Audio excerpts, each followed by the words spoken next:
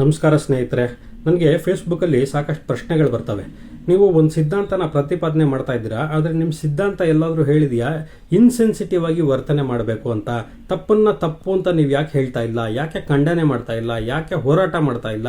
ನೀವು ಹೋರಾಟ ಮಾಡೋದು ಬೇಡಿ, ಬೇರೆಯವರು ಹೋರಾಟ ಮಾಡ್ತಿದ್ದಾರೆ, ಅದಕ್ಕೆ ಒಂದು ನೈತಿಕ ಬೆಂಬಲ ಕೂಡ ನೀವು ಯಾಕೆ ಕೊಡಲ್ಲ? ಇದ್ರ ಬಗ್ಗೆ ನೀವು ಯಾಕೆ ಮಾತಾಡಲ್ಲ ಅಂತ ಕೇಳ್ತಾರೆ.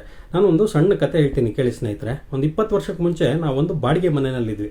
5 ವರ್ಷ ಯಾವುದೂ ಸಮಸ್ಯೆ ಇರಲಿಲ್ಲ, ಗ್ರೌಂಡ್ ಫ್ಲೋರಲ್ಲಿತ್ತು ಮನೆ.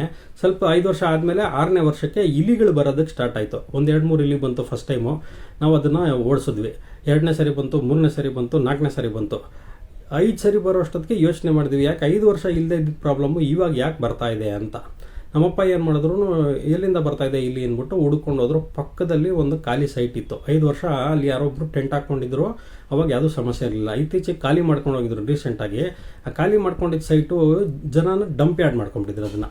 ಸೊ ಅಲ್ಲಿ ತೊಗೊಂಬಂದು ಕಸ ಸುರಿತಾ ಇದ್ರು. ಆ ಕಸದಿಂದ ಅಲ್ಲಿ ಇಲಿಗಳು ಬಂದು ಸೇರಿಕೊಂಡು ಅಲ್ಲಿಂದ ಪಕ್ಕದ ಮನೆಗಳೆಲ್ಲ ಬರೋದಕ್ಕೆ ಶುರುವಾಯಿತು.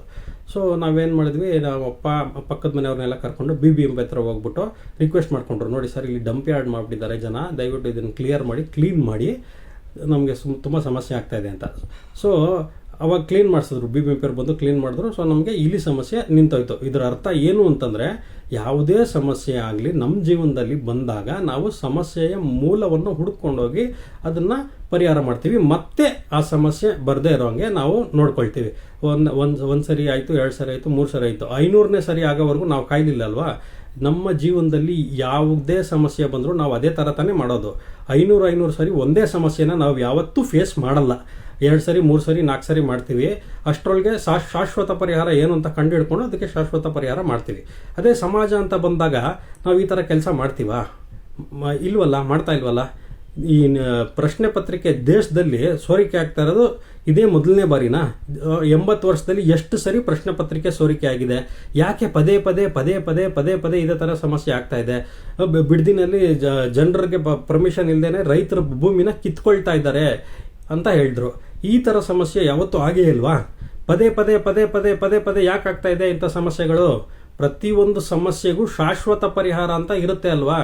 ಹೋರಾಟ ಮಾಡೋದ್ರಿಂದ ಶಾಶ್ವತ ಪರಿಹಾರ ಸಿಗತ್ತಾ? ಹಾಗನ್ಬಿಟ್ಟು ಹೋರಾಟ ಮಾಡಲೇಬಾರ್ದು, ಯಾರೂ ಮಾಡಬಾರ್ದು ಅಂತ ಹೇಳ್ತಾ ಇಲ್ಲ. ಹೋರಾಟ ಮಾಡೋದಕ್ಕೆ ಅಂತಲೇ ನೀವೆಲ್ಲ ಎಷ್ಟೋ ಜನ ಇದ್ದೀರಲ್ಲಪ್ಪ, ಎಷ್ಟೋ ಪಕ್ಷಗಳಿದ್ದೀರಾ, ನೀವೆಲ್ಲ ಇದ್ದೀರಾ, ನೀವು ಮಾಡಿ. ಮತ್ತು ಶಾಶ್ವತ ಪರಿಹಾರ ನಾವು ಕೂಡ ಹೋರಾಟ ಮಾಡ್ಕೊಂಡು ಕೂತ್ಕೊಂಡ್ರೆ ಶಾಶ್ವತ ಪರಿಹಾರ ಹುಡ್ಕೋರು ಯಾರು? ಈ ಸಮಸ್ಯೆನ ಮತ್ತೆ ಮರುಕಳಿಸದೇ ಇರೋ ಹಾಗೆ ಮಾಡೋರು ಯಾರು? ಅದನ್ನೇ ನಮ್ಮ ಸಿದ್ಧಾಂತ ಪ್ರತಿಪಾದನೆ ಮಾಡ್ತಾ ಇರೋದು. ಹೋರಾಟದ ಅಗತ್ಯವೇ ಇಲ್ಲದೇ ಇರೋಂಥ ಸಮಾಜ ನಿರ್ಮಾಣದ ಪ್ರಯತ್ನವೇ ನಮ್ಮ ಸಿದ್ಧಾಂತ. ದಯವಿಟ್ಟು ಅರ್ಥ ಮಾಡ್ಕೊಳ್ಳಿ. ನಮಸ್ಕಾರ.